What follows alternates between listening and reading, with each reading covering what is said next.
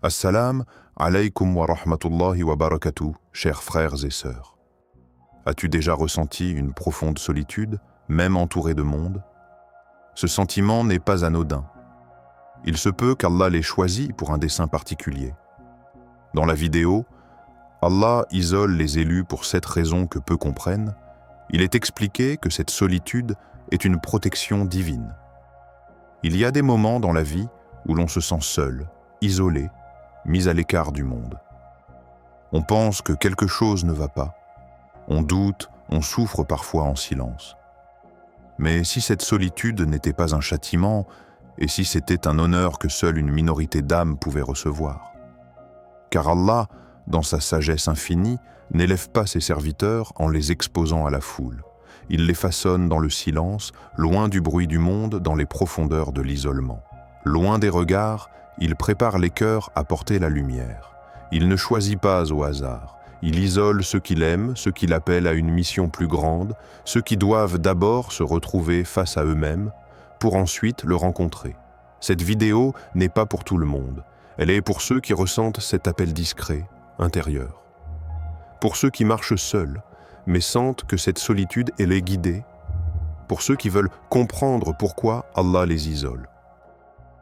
Tu découvriras ici 7 raisons puissantes, 7 secrets spirituels que beaucoup ignorent, mais qui changent tout lorsqu'on les comprend. Prépare ton cœur.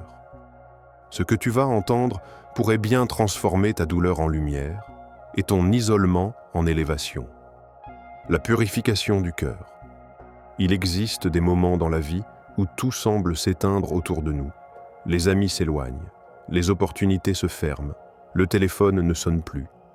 Et dans ce silence étrange, une voix intérieure commence à parler. C'est souvent à ce moment précis qu'Allah t'isole. Pas pour te punir, mais pour purifier ton cœur. Dans le tumulte de la vie sociale, des distractions et de la superficialité, notre cœur s'alourdit. Il accumule des choses invisibles mais lourdes, l'ostentation, les attentes humaines, les blessures non guéries, les désirs incontrôlés. Allah, dans sa sagesse, t'arrache alors de ces environnements, non pas pour t'humilier, mais pour t'arracher à ce qui te salit intérieurement. Car Allah regarde ton cœur, pas ton apparence. Et il sait que tant que ton cœur est pollué par les regards des autres, par les opinions, par les attachements excessifs, tu ne pourras pas recevoir sa lumière. L'isolement devient alors un acte de miséricorde, un moment de retrait sacré où ton âme est lavée de ce qui l'enchaîne. C'est dans ce silence que ton cœur commence à se réinitialiser. Tu commences à voir avec plus de clarté. Ce que tu pensais important devient insignifiant. Ce que tu ignorais devient précieux. Tu découvres la profondeur du dhikr, la douceur du Coran, la chaleur d'un simple sujoud. Dans la solitude, Allah te montre qui tu es réellement. Il te montre aussi qui il est, et parfois, pour que tu le retrouves, il doit briser les faux dieux que tu avais construits, l'amour d'un autre, l'obsession du succès, l'image que tu veux projeter. Tout cela doit tomber pour que ne subsiste que lui. Cette purification n'est pas toujours douce. Elle est même parfois brutale, mais elle est nécessaire. Car un cœur purifié est un cœur qui peut recevoir. Et ce qu'Allah veut t'offrir dépasse tout ce que le monde peut contenir. Alors si tu sens que tu es isolé, ne panique pas. Ne te sens pas abandonné. Dis plutôt, « Ya Allah, purifie mon cœur pour toi seul et laisse-toi transformer. » Le renforcement du lien avec Allah. Lorsque le monde s'éloigne de toi, il est naturel de ressentir un vide. Mais ce vide n'est pas fait pour te briser. Il est là pour être rempli par la présence d'Allah. Car parfois, tant que tu es entouré, diverti, sollicité, tu oublies de le chercher. Alors, il te retire du bruit, non pour t'humilier, mais pour te rapprocher de lui. L'isolement devient alors un terrain fertile pour une relation plus intime, plus profonde, plus sincère avec ton Créateur. Tu n'as plus personne à appeler, alors tu commences à l'invoquer plus souvent. Tu ne sais plus vers qui te tourner, alors tu te tournes vers lui seul. Ce qui était autrefois automatique devient conscient. Ta prière n'est plus juste un devoir, elle devient un refuge. Dans cette solitude, tu redécouvres le goût de l'intimité avec Allah. Tu commences à le connaître, pas à travers les livres ou les discours, mais à travers les épreuves et les silences. Tu ressens sa proximité dans les moments où tout le monde t'oublie. Tu apprends que même lorsque tout s'effondre, lui reste là, immuable, fidèle, compatissant. C'est là que le lien se renforce. Ce n'est plus une foi héritée ou superficielle. C'est une foi construite dans la douleur, dans la vérité, dans la recherche sincère. C'est dans ces moments que tu comprends vraiment ce que signifie « Allah est suffisant pour moi ». Tu ne le dis plus simplement de la bouche, tu le vis. Et ce lien, une fois créé ou renouvelé, devient la source de toute force intérieure. Plus tu es attaché à Allah, moins tu dépends des gens. Plus tu goûtes à sa présence, moins tu ressens la solitude. Car même si tu es seul, tu n'es jamais abandonné. Ton cœur bat au rythme d'un autre monde. Et à cette fréquence-là, personne ne peut te la voler. C'est cela, la sagesse divine. Allah te retire des bras des gens pour que tu tombes dans les siens. Et là, tu n'es plus jamais seul, l'épreuve de la patience. Il n'y a pas de rapprochement véritable vers Allah sans passer par la patience. Quand Allah isole l'un de ses serviteurs, ce n'est pas seulement pour l'éloigner du monde, mais aussi pour l'éprouver. L'isolement est un terrain d'exercice spirituel, une salle d'entraînement de l'âme. Car c'est dans le silence et l'attente que la patience se révèle, ou qu'elle se construit. Au début, c'est douloureux. Tu veux sortir, tu veux parler, tu veux sentir que tu comptes pour quelqu'un. Mais rien ne vient. Et plus le temps passe, plus l'âme s'agite. C'est là qu'Allah te regarde. Vas-tu tenir? Vas-tu garder confiance? Vas-tu garder le dhikr dans la solitude comme tu le faisais dans les cercles? La patience, c'est la capacité à rester fidèle même dans l'épreuve. C'est refuser de fuir vers les gens quand Allah te dit « Reviens vers moi ». C'est continuer à prier quand rien ne change. C'est pleurer dans le sujud, même quand tu n'as aucune réponse. Car la patience n'est pas seulement l'endurance, c'est la loyauté à Allah malgré l'invisible. L'isolement t'apprend cette loyauté. Il t'apprend à vivre sans applaudissements, sans regard, sans validation. Et c'est là que ta foi se purifie. Tu ne fais plus pour être vu, mais pour être sincère. Tu ne parles plus pour convaincre, mais pour te soulager auprès d'Allah. Tu ne vis plus pour les autres, tu vis pour celui qui voit tout.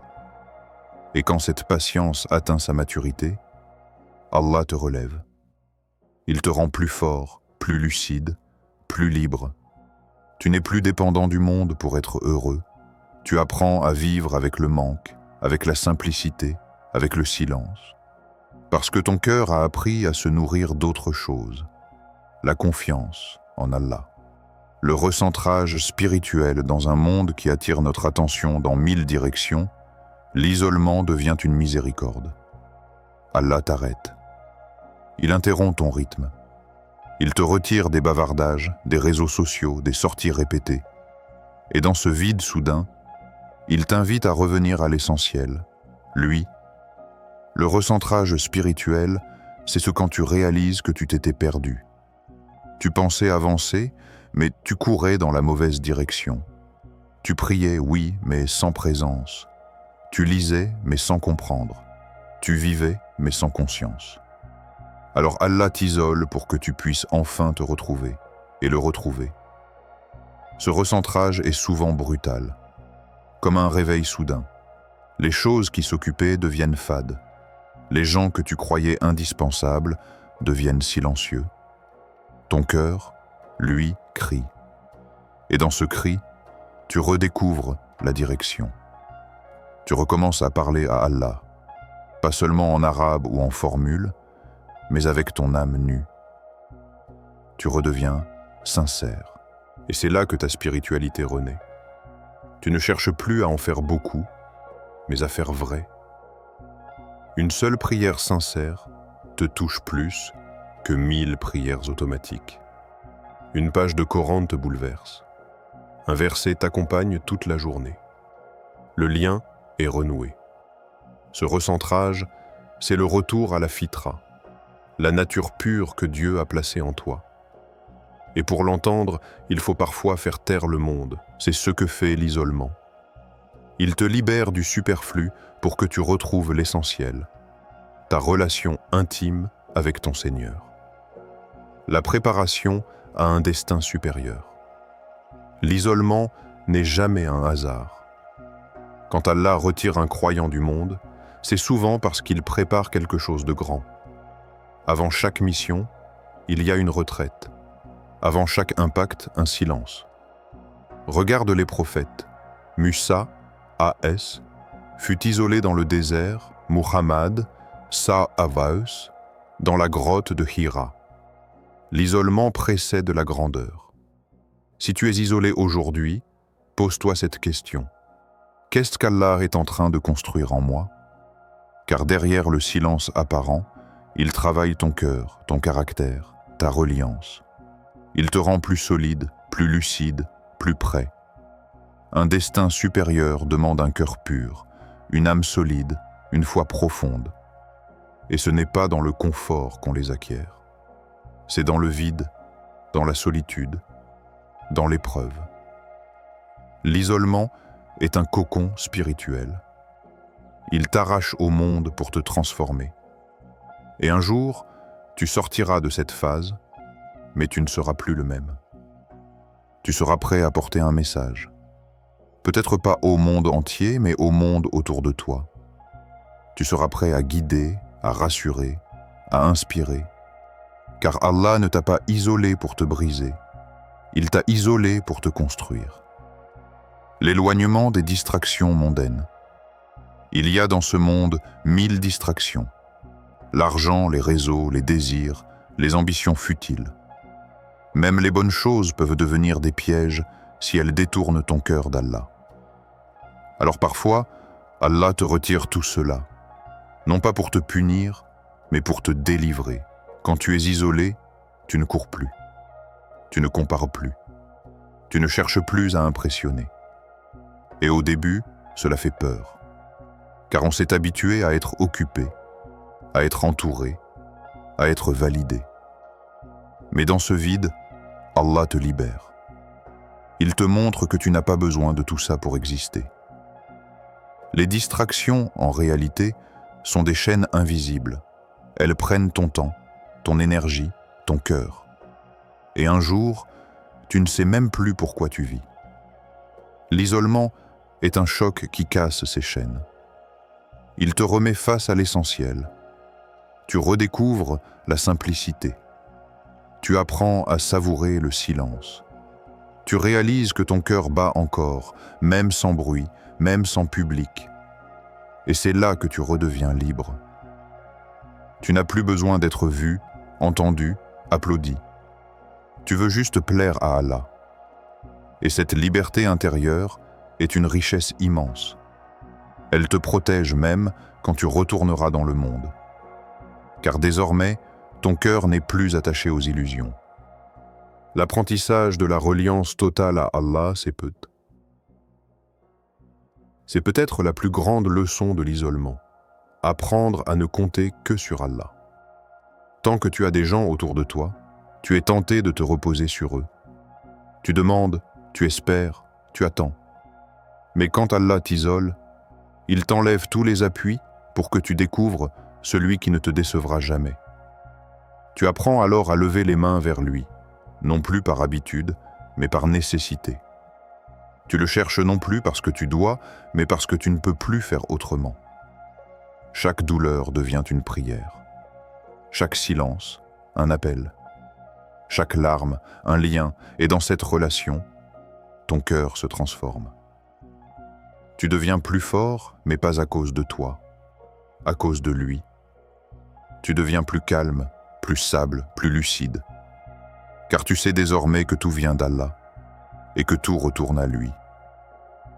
Tu n'as plus besoin de tout contrôler. Tu fais confiance. C'est ce tawakkul, cette confiance profonde qui te change. Tu marches plus léger. Tu dors plus serein. Tu agis sans peur.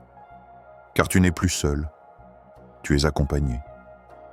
Et quand Allah voit que ton cœur s'est attaché à lui seul, il te rend au monde. Mais désormais, tu marches avec une lumière.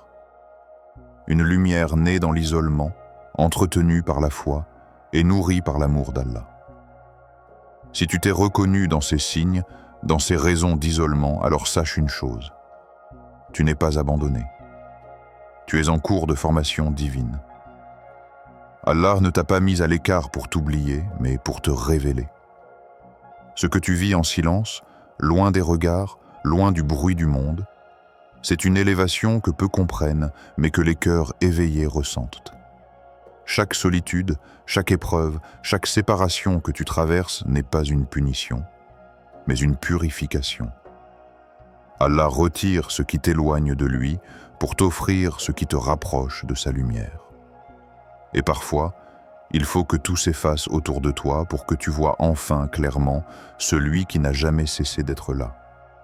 Sois patient, sois confiant, sois de ceux qu'Allah a choisis pour être façonnés dans le silence.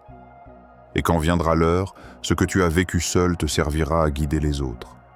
Car ceux qu'Allah isole sont souvent ceux qu'il prépare à illuminer.